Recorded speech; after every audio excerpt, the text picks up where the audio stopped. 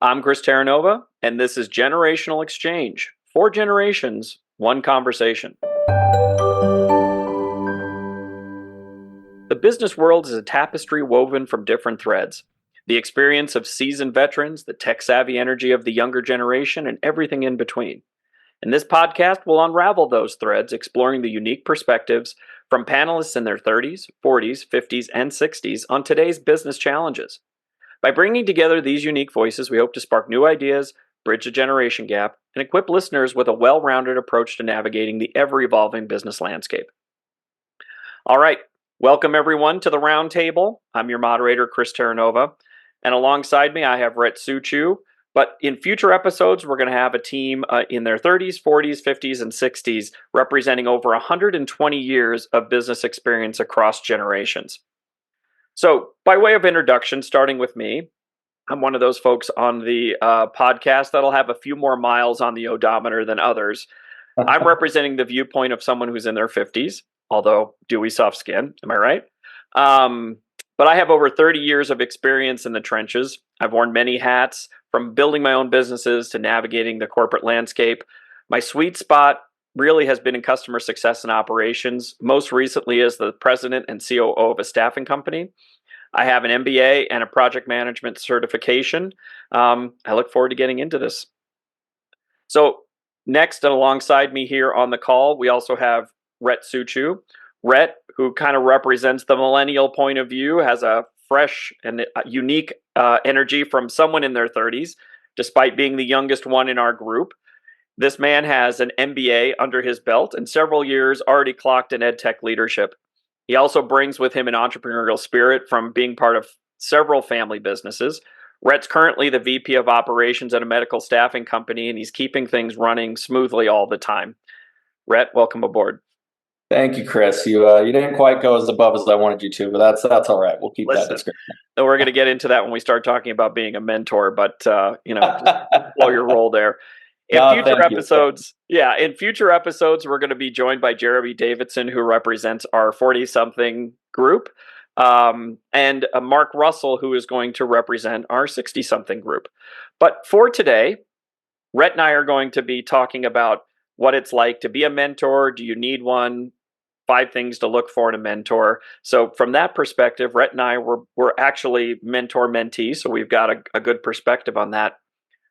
Before we dive into that topic, though, Rhett, I wanted to ask you, the goal of this podcast is really to look at topical things that we're all dealing with, but from a generational perspective. Right. Can you give me a little bit of why you wanted to be a part of the podcast with us, and what do you think you're going to get out of it? Yeah, absolutely. I mean, like you just said, a big part of it for me is hoping that these different generational perspectives can really help people. And we know that everyone is going through these, right? Because we're going through these situations and these conversations. And so, that's part of why we all wanted to start it, was to be open and have the conversations. But for me personally, what it does is it's because it combines 2 of my greatest loves, which are building businesses and fostering strong relationships. The people on this podcast, and hopefully the others we can have come on as guests in the future, are some of my closest friends and coworkers. I'm excited to share my journey of starting and growing ventures while also diving into the power of collaboration and how it can fuel success. Whether it's the thrill of launching an idea or the camaraderie built alongside amazing teammates, both aspects fuel my drive, and I believe hearing these stories can hopefully inspire others on their own paths. I think that's 100% right. I mean, from my perspective, I think being the catalyst for bringing us all together, you and me and Jeremy, you and Jeremy, all of us talked to Mark. We were all talking to each other anyway, about business, about the successes, the challenges. A few of us are looking for new opportunities. It was almost like therapy in a way. And, the catalyst for me was really, how do we bring together those ideas? We're all talking anyway. Could we make it so that while we're talking, we can provide value to each other and others? And hopefully by bringing some unique perspectives to the table, we can learn from each other. We can bridge the generational gap and, hopefully give a toolbox of ideas to other people to help fix business challenges in a way that feels authentic, but also helps people grow. So I'm hoping that everybody gets out of that what I think you and I are going to get out of this on a regular basis. Absolutely. All right, so let's dive into our topic. Today, we're talking about the value of having a mentor, right?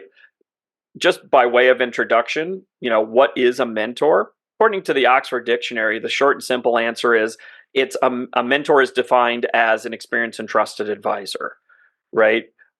In business, a lot of times a mentor is someone who is a little farther along than you that can help you on your journey and help you, really, I think from a professional and personal basis, learn how to navigate a business and maybe, move a little bit quicker through that process.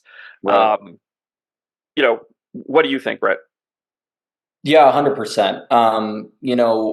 I have had many mentors over the years, and it's been one of my primary goals to always try and have mentors because I'm always looking for a different perspective, someone who can help me see something that maybe I can't, or give me feedback, right? Continue to push me so that it's all not just self driven, and so that I have different perspectives and guidance, right? So that I'm making sure that I'm doing the best that I can do, both within work and outside of work, with all the varying priorities we have going on. So couldn't agree more.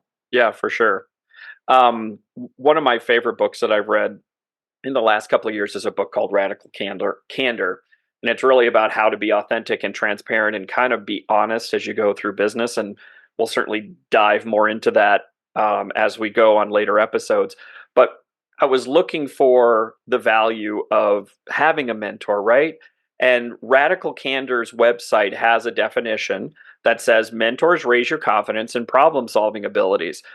Along with developing leadership skills, having a mentor to advise and guide you can increase your confidence and help develop problem solving skills. Regarding confidence, research has tied having a mentor to an overall increase in emotional health. And I can say, especially during my time in the last 15 years or so when I was in corporate America, having a Hmm. mentor, because I was a little bit more seasoned when I went into, corporate world. Before that, I worked in family businesses and things like that. Right. Having a mentor who was both had some that were older, some that were younger, but they all gave me something. And I did learn to have some confidence. It did help me feel a little bit more, uh, uh, I guess, confident to say, listen, if I've got a problem, I've got somebody who I can ask and help, you know, Right. help me frame that problem in a tangible and tactical way. From your Right. experience, you and I worked together for a long time. Did you find that to be the case?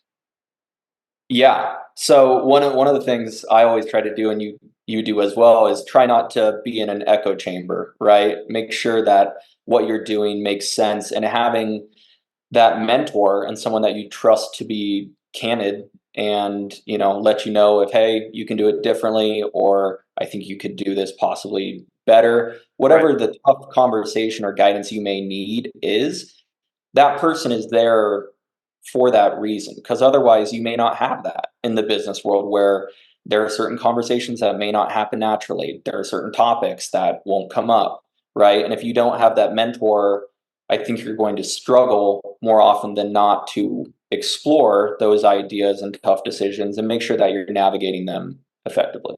No, I think that's right. I think that's right. We came up with 5 things to look for in a mentor. What I thought we could do, maybe, and again, Rhett and I have been mentor mentee business colleagues for 5 years now. We thought we could use our experience to go through each of these 5 things, talk a little bit about what they mean to us, and the value of them. So let's dive into the first one. The first one is alignment. And it's really important, I think, to find someone whose experience aligns with your goals and whose career path you want to emulate or you want something similar. Um, from my perspective, right, when I first started really moving up in corporate America, um, I was looking for people that had the job that I wanted. And Mm. so aligning myself with them, getting feedback about what was their experience like. It was a lot different than I expected. They didn't just crash land into this role. They had to work their way through it. Finding Right. that and having someone who could give me that experience and some guideposts was really important to me. And it really helped me kind of frame the direction I wanted to go. from your perspective, like, do you feel the same way? Like when you and I first started working together, you know, did you feel that? And maybe even before you answer that, you should talk a little bit about how you decided that you wanted to see if I would be your mentor.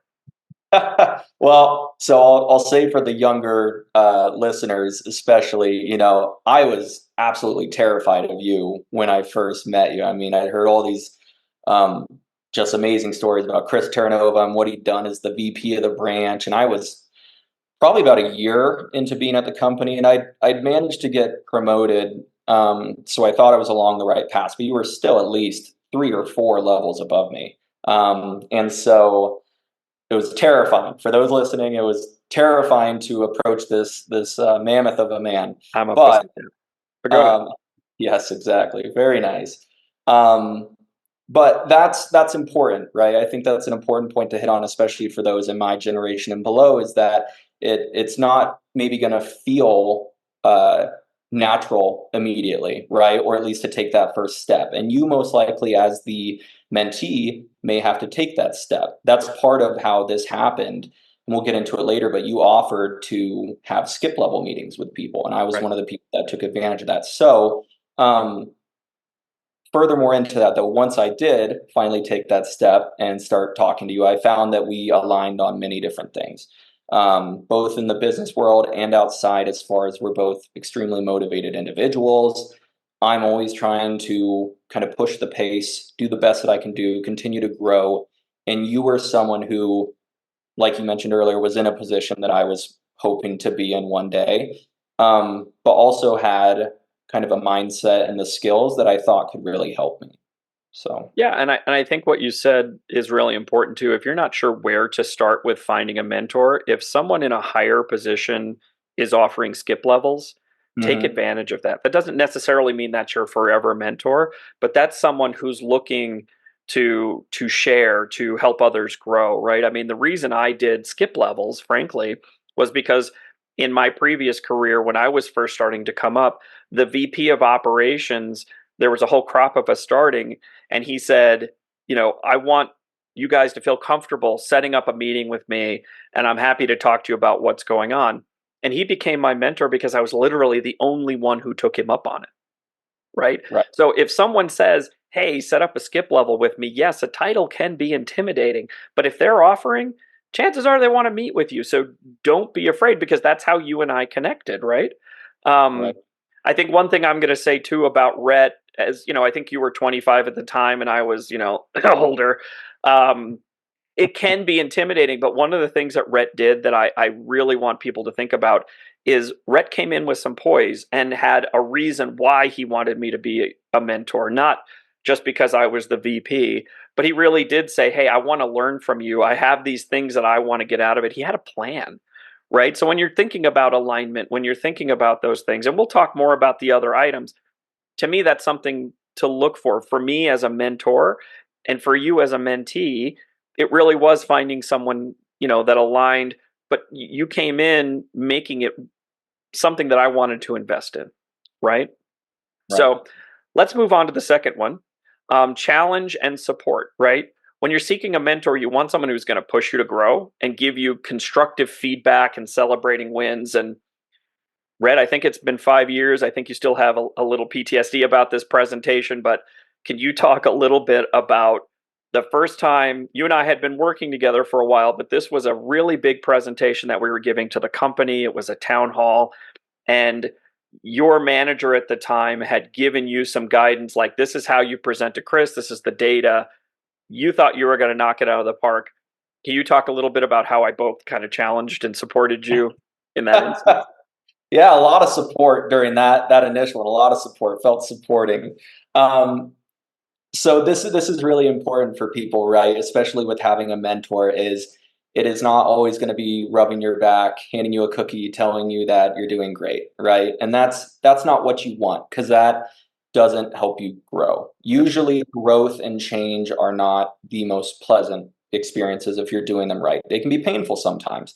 Not that someone's just explicitly being mean, right? But sometimes they do have to help you get back on the right track, right? And that presentation at the time again, I was mostly shell shocked because I went in and basically gave you a red pen and you used it. And there were a lot of things that needed to change about that presentation. But after the meeting, I looked at all of them and they were all right, right? They were all helping me improve. All the decisions and changes were getting us to a better place. And so that's something that I think people should know, especially when getting a mentor, is that there are going to be times like that. Right. And you may not always accept the information as well as you could, but work on it, right? Come back to that person and say, hey, I don't think I took that information as well as I should have, which I think I came to you later and said that. But I hear you and I like the ideas, right? Well, and I think that goes into the third one is honesty and trust, right? Hmm. Choose someone you feel comfortable confiding in and who respectfully delivers honest feedback, right? From my perspective, the reason I was hard on you, and I wasn't mean, I was direct, right? Right. I think you can say differently, right? You But I were. think the reason I was being hard on you is because I expected so much of you because I saw what you were capable of, and it was almost for me, it was a way that I wish someone had done some of those things for me a little earlier in my career, kind of shifted Right. my perspective. Um, you don't know you're doing wrong or saying wrong or thinking wrong until somebody almost has the courage to talk to you. But there has to be the ability to be honest, and there has to be bi-directional trust. You have to trust me that I'm not trying to get you in trouble or trying to make you fail. I'm trying to make you the best version of you, and Right. indirectly impacting me because we're also in the same org structure, right? So you doing well, high tide raises all boats. It helps me too. Do you agree with Exactly. that? Yeah. I mean, I don't think you can. I guess you could have a mentor mentee relationship with limited trust, but I don't think you would nearly get the results that you're looking for, right? These are, again, you're kind of trusting someone with helping you build yourself from the Right. mentee perspective, right? So if you don't trust this individual, they could lead you down the wrong path, get you fired. There's a lot of things that, and not to scare anyone, right? Don't be scared about this, but if you feel like you can't be open and trust your mentor, it may be worth reconsidering, is that relationship working how it should be?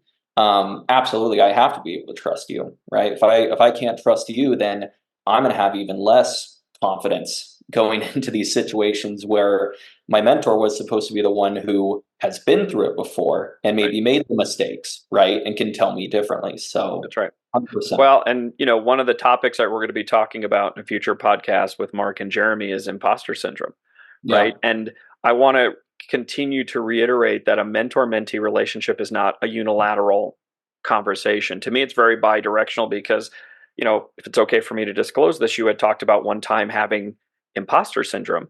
And Mhm. I had to be honest and transparent with you. And I frankly had to trust you to say, listen, even in my coveted position, I have imposter syndrome sometimes. And it was a safe space. It was almost like Las Vegas, if you will, where I knew if I told you and talked to you, one, I was hoping it would validate that it's okay to feel that way, that, you can actually use that as a superpower. But two, it also helped me a little bit to kind of be honest, to take that rock out of my backpack and say, yeah, Right. sometimes I still have imposter syndrome too. So I think it's valuable to hear that and get that feedback bi-directionally. Um, Clearly, this is something I do not lack, right? Is passion. But really, the next item is passion and availability, right? You want to find someone who's genuinely interested in your success, but also has the time to dedicate to your growth. And I think for both of us, right, I really did take an interest in your career and both helped guide you when you were kind of working indirectly for me. And in the Right. last couple of instances, I've actually brought you with me because I saw the value of what you had. We just worked well together, right? But I had to make the time for you as a mentor. Frankly, you Right. had to make the time for me. A lot of times people would come to me and they would sign up for a skip level and they'd have no agenda. They were expecting me to drive everything, right? And I think part of that passion and availability, again, is bi-directional. You have to come with some things to talk about. And that's something I always give you credit for is you always had topics. You always had things you were curious about. And the more curious you were, the more I opened up. And I probably told you a lot of things that were above your pay grade that you may not have been privy to otherwise. But again, it Right. goes back to honesty and trust. So talk a little bit about passion and availability from your perspective. Yeah, so passion is again something I don't think either of us lack, especially since I think, if we were going downtown, we could talk business all night and be happier than anyone else there, right? It's something that we're interested in. Very true. But to that point, passion is important in what you're doing. And when you have a mentor mentee relationship, it's not necessarily that you have to have exactly the same passions, right? But you should have some things that either allow you to, challenge and push each other, even, right? Like you're talking about, it's a two-way street. And so find out what your passions are, what drives you, what helps make those challenging conversations easier because you're passionate about it. And then the availability aspect, obviously, you have to set aside some amount of time to be prepared for these types of things. Right.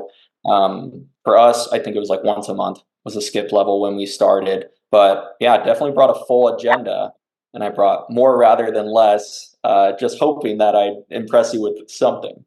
Bear with me 1 second so I can let my dog out. Hang on. All right. Let's move Yep. on to the next topic, which is a growth mindset.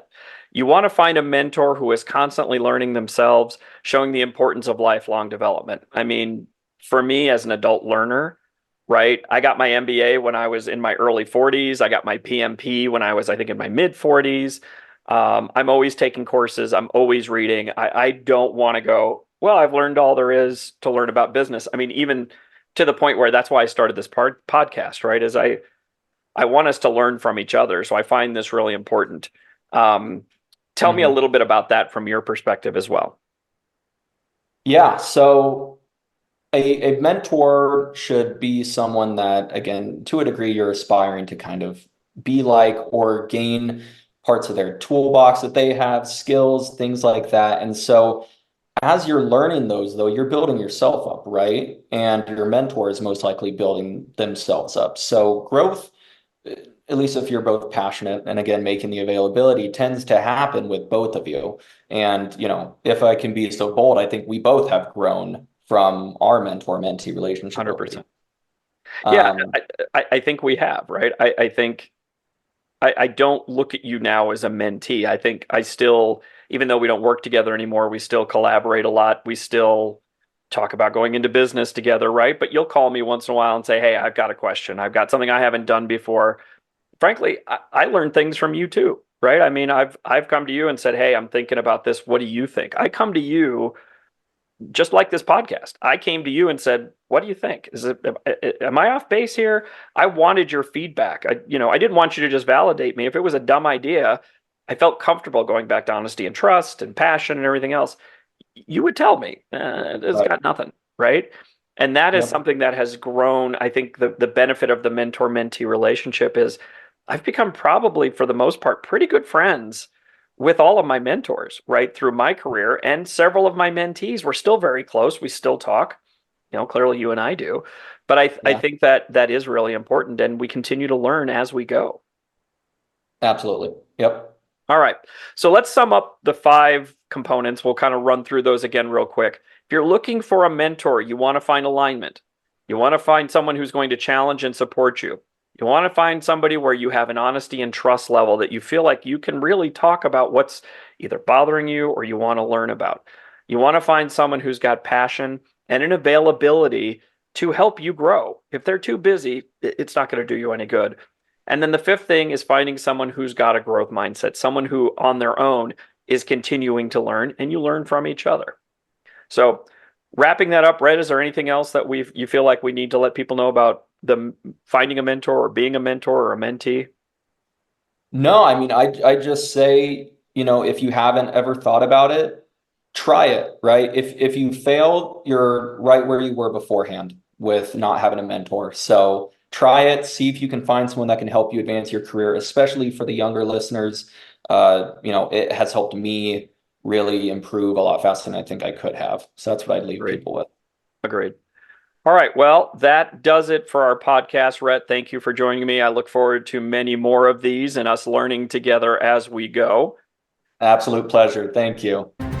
All right, to everyone else, thanks for joining us on this episode of the Generational Exchange. We hope the conversation between us generational folk has sparked some new ideas and helped you see the business world from fresh perspectives. Don't forget to subscribe for more insightful discussions across the generations. And if you have a burning business question you'd like us to tackle, leave us a comment or shoot us an email at cmsrconsultingllc@gmail.com. Until next time, keep on innovating.